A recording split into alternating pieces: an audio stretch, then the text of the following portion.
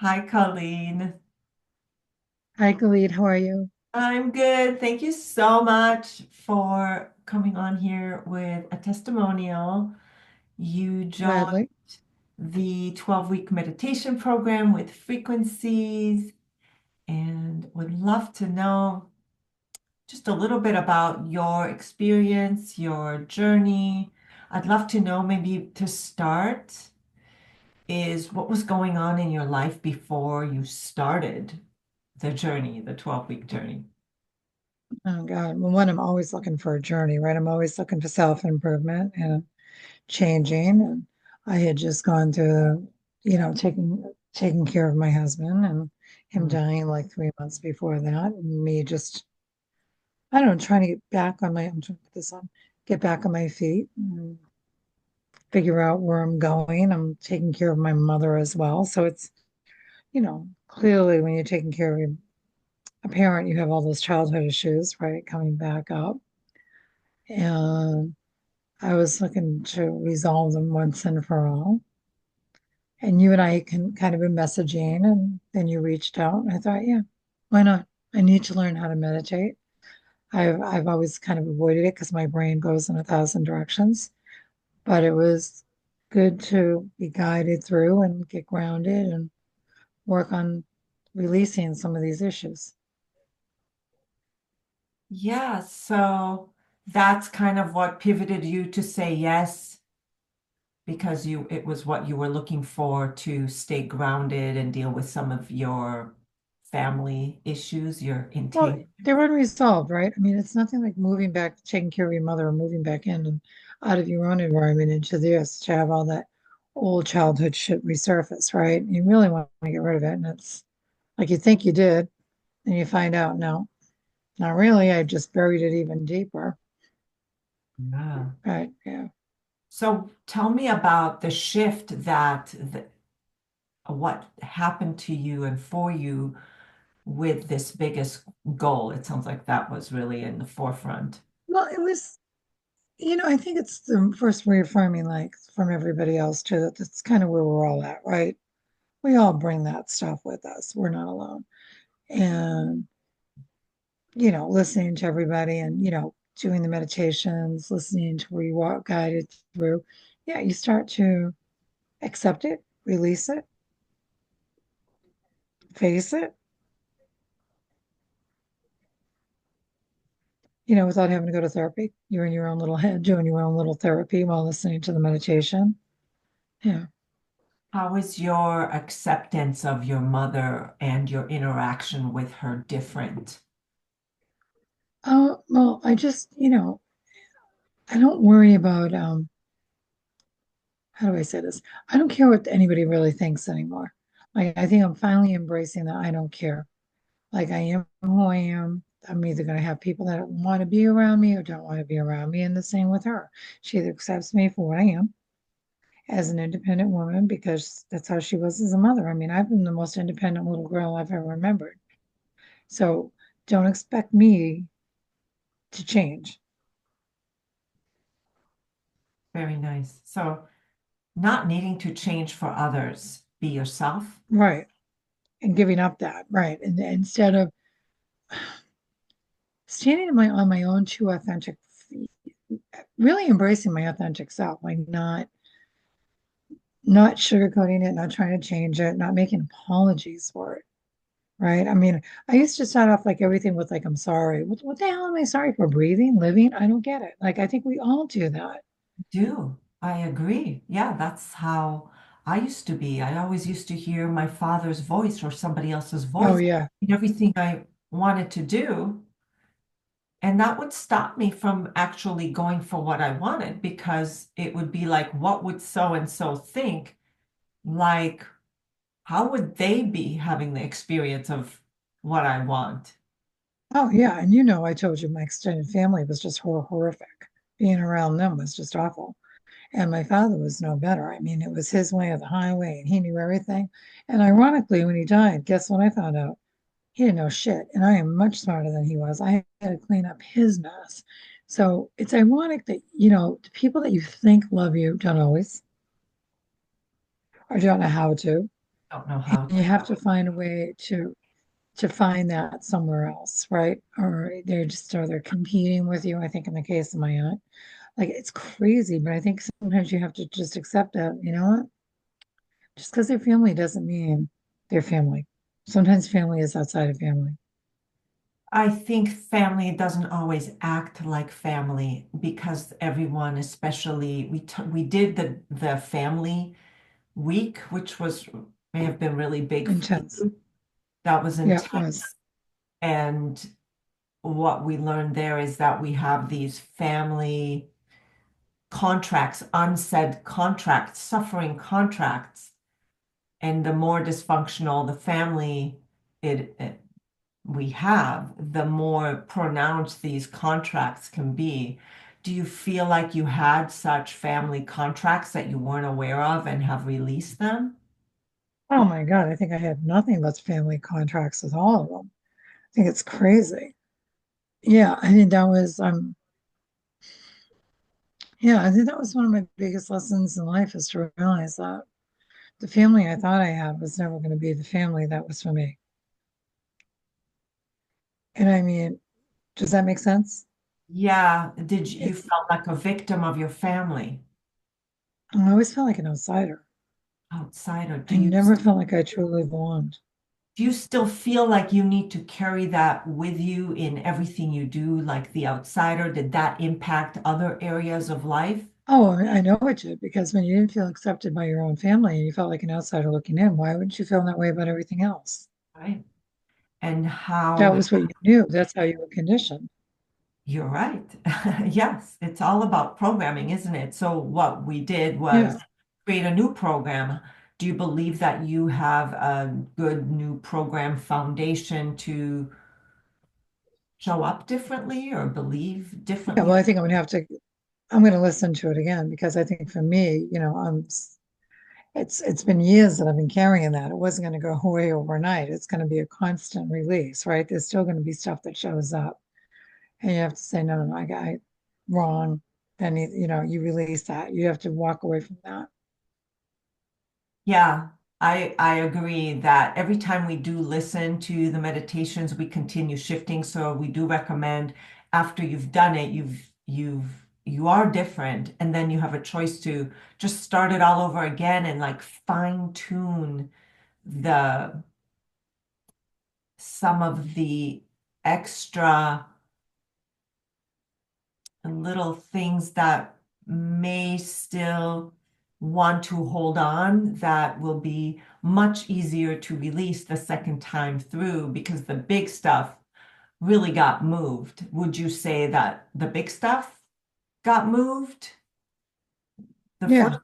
Yeah. I think it's still some of the nuances that you still carry. That little voice inside of your head that still goes, wait a minute. You know what I mean? Like there's still always going to be that little voice that's going to always rear its ugly little head, right? And I and that's when you have to kind of go back and say, no, that's not, you're not necessary anymore. I don't need you anymore. Yes.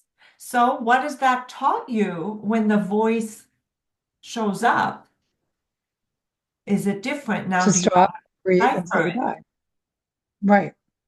You don't listen to it anymore. You just have to stop, breathe, and say, no, you're not here anymore. And you're not a part of my life anymore. I love that. That's great advice. Is that something you learned from the program that or helped you understand and make a choice when it happens to catch yourself and say, It hey, reaffirmed it. I would get good at it sometimes, and I would let it go, and then I would go through it again. So it's like everything else, right? You know, sometimes you have the tools, but you don't have all the tools, or you need the tools refined, or you need them something that you can work with. yeah, And I okay, think that's where the meditation helps. It's a meditation tool. It's going into yourself and becoming friends within yourself, right? yeah, yeah, I like it. How did you feel during, like, before when we started a topic, and then by the end of the week when we kind of went through the topic and listened to the short meditation every day? What changed between the beginning and the end of the week and the topic we covered? I think, well, I think, all of those you were starting to either release or understand. Either release it or accept it or learn to work through it. Mm, It depended upon what it was. yeah, yeah, good point.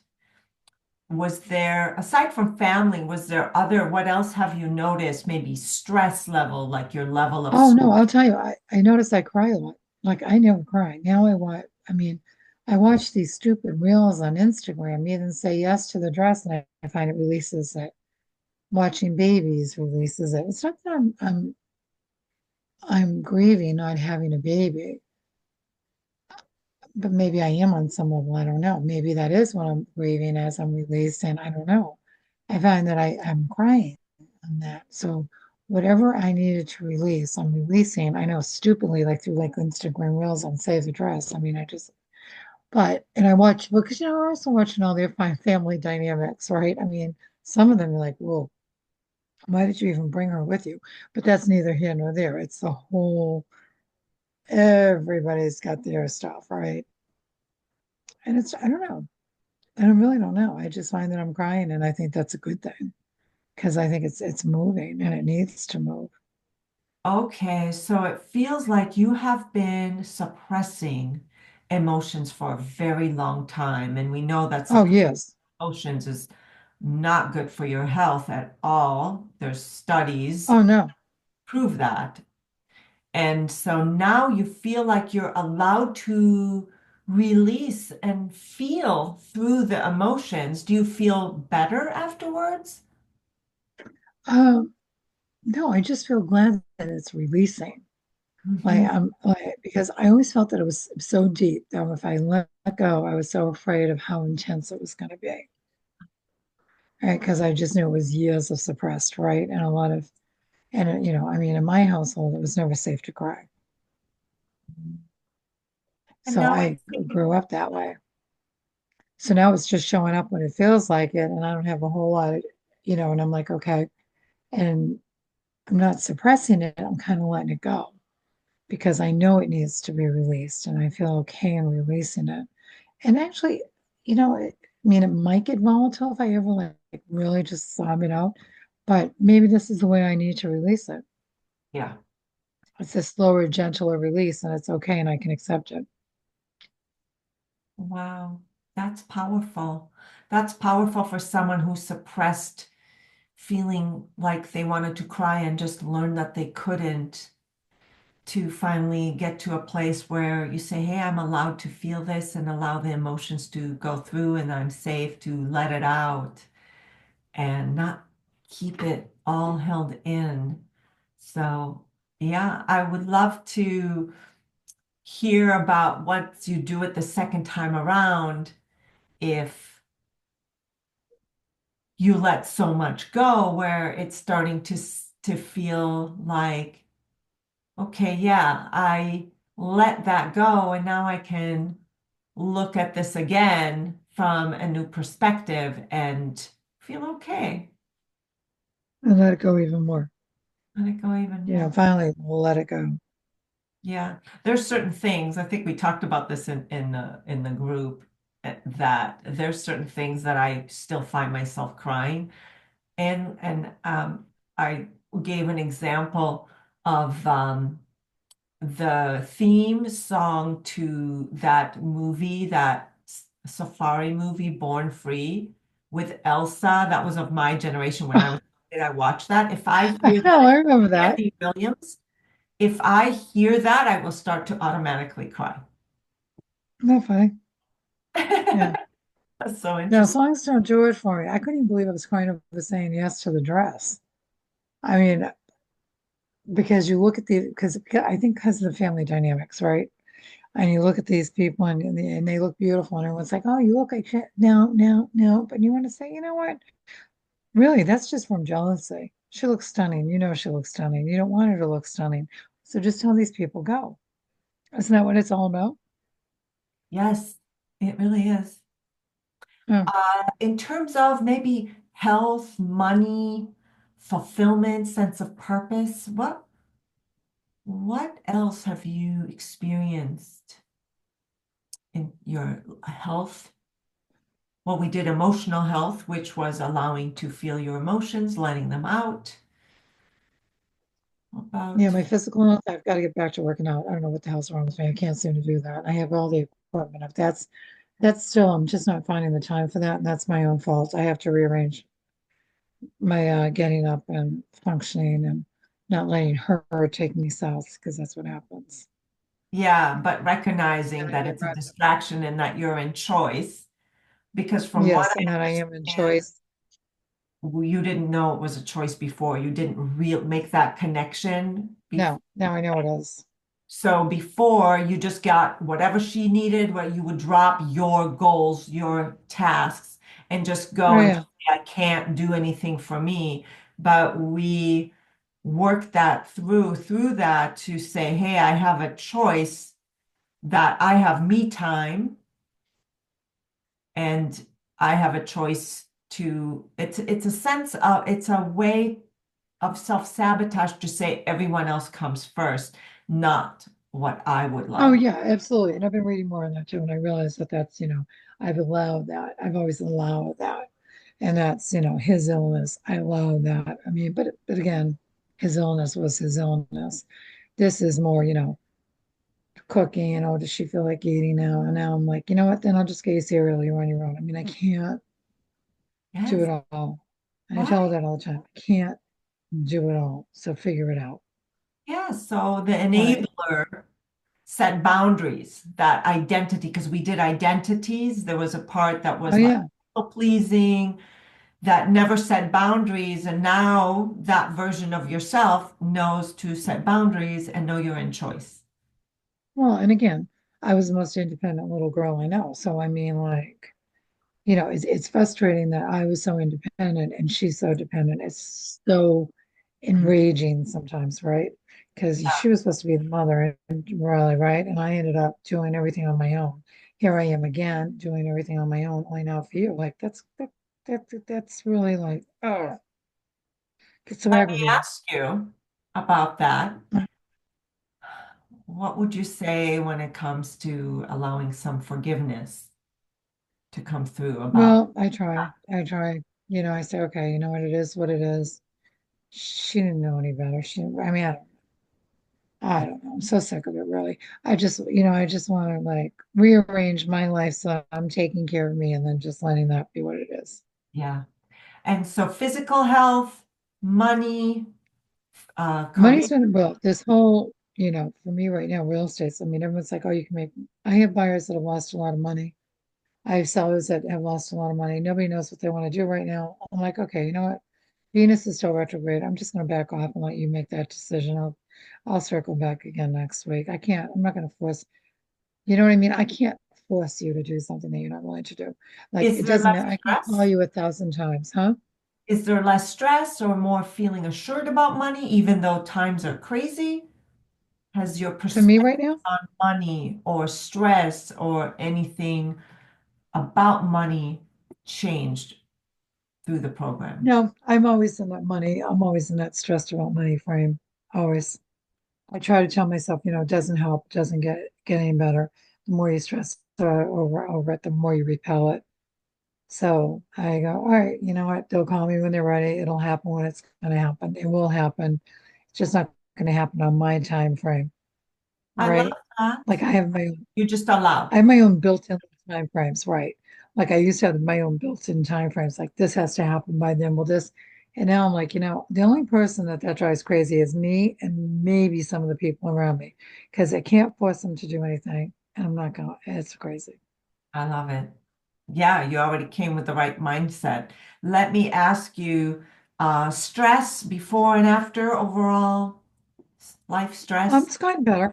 better? It's gotten better. Yeah, I'm working on releasing that because I'm coming to understand that the stress level I'm at isn't gonna help anything. And what would you say to someone who might not be sure about this program? If you could describe it in one word of what they will get out of it. Clarity, Clarity, healing. healing. Mm-hmm. They'll go into, well, they'll make friends with with part of their dark side, I guess. So was there a Just have, specific meditation or breakthrough moment that was like your favorite that you'll always remember? I think probably the inner child one, yeah. Inner child. Or, you know, yeah, when you had to make friends with her. Because I was really never a kid. I don't really feel like I was ever really a kid. No, I think that, you know, the inner child there was like maybe learning to laugh, play more. I never knew how to play. I still don't. Beautiful. But think about it all the time, like laughing, playing more, became be more engaging with the funner side. I mean, I have a sense of humor. It's not that. It's just that I don't know how to play. Yes. But your inner child does. So connecting with her, reconnecting with her, Yeah. allowing that playfulness in. Yes, we've gotten way too serious, haven't we? Yeah, I was hoping that would be helpful. That would be helpful. That would give me a lighter look on life, That's a lighter powerful. side. That's powerful. And last question, thank you so much for all your insights. How different are you overall in the 3 months, 12 weeks? There's where you're going to go back and do it again. But how different are you, would you say, overall in life? Well, I think like I've you know come to terms with his death and grieving. That helped. That was like you know getting back into coming. I mean, which I wasn't. I was fine with him dying because he went through a lot, but it was just not really a big grieving process. But it wasn't a great marriage, right? I wasn't very happy anyway, and I'm left with a lot more to deal with than I got from him overall. So it's kind of like, but it's accepting that as well, like accepting it all and not being so, you Accepting know, the past. all of it, Oh, and beautiful. saying, okay, and that's there, and now I'm going here. That looking back is just not. It's okay to go back and deal with it. But it's got to be gone because the more you stay in the past, the less of future you're living. That's so true. When you are so focused on the past and being a victim of it and the coulda, shoulda, wouldas, it takes so much energy away from what you're creating. And I think we had a short conversation about what you're creating next in life that you were ready to create now that you've put the past behind or made peace with the past. Right, I'm working on that. You know, the marketing, pulling it all together. I've got it. I'm trademarking the name. Yeah, I'm working on all that. So I'm all forward, like thinking on that stuff while doing this and just Forward, myself the create, time before we're thinking. Yeah. forward thinking and creating, moving Yeah. forward, new business. Like driving a car, right? If you're in the rear view mirror, you don't see what's coming. Beautiful. And you can't do anything about the rear view mirror, right? Well said. Thank you. You're welcome. You And love thank you. that. Thank you, Colleen. All It's so right. appreciated. Thanks for your time. Go create You too. and enjoy the Thanks for second the help. round. Will do. I'll reach out if I have any questions. Thank you. You do. Bye.